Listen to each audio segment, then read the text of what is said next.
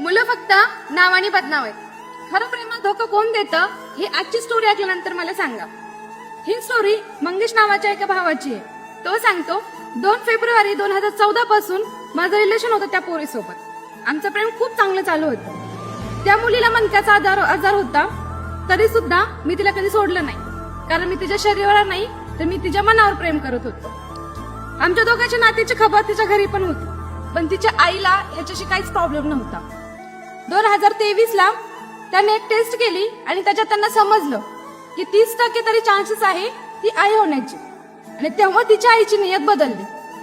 तेव्हा तिच्या आईला तो मुलगा वाईट दिसायला लागला, तो मुलगा जाती बाहेरचा दिसायला लागला, त्याच्याकडे पैसा नाही ह्या गोष्टी आठवल्या आणि ती त्या मुलीला समजत घालायला लागली. त्या पोरीने ऐकलं नाही तर तिच्या आईने आत्महत्याचा प्रयत्न केला, स्वतःचा पदर जाळून घेतला आणि त्या मुलीला ब्लॅकमेल केलं की तू जातीतल्या मुलासोबत लग्न कर. 2024 मध्ये पुन्हा त्या मुलीला टीबीचा आजार झाला. तर तिच्या नातेवाईकांनी, तिच्या घरच्यांनी सगळ्यांनी तिला सोडून दिलं, तिला वाईट टाकलं. तिला जेवण सुद्धा ते दुरून द्यायचे. तिला टीबी झालेलं माहित असताना सुद्धा पुन्हा मी तिची साथ द्यायची ठरवली. सगळ्यांनी तिला वाईट टाकलं होतं, पण मी तिला जवळ केलं. मी नेहमी तिला बोलायचं आपण मेलोत ना तर दोघांनी सोबतच मरायचं. तिच्या घरच्यांना तेव्हा पण मी गोड वाटायला लागलो. तेव्हा पण त्यांना माझा पैसा, माझं करिअर काहीच नाही दिसलं.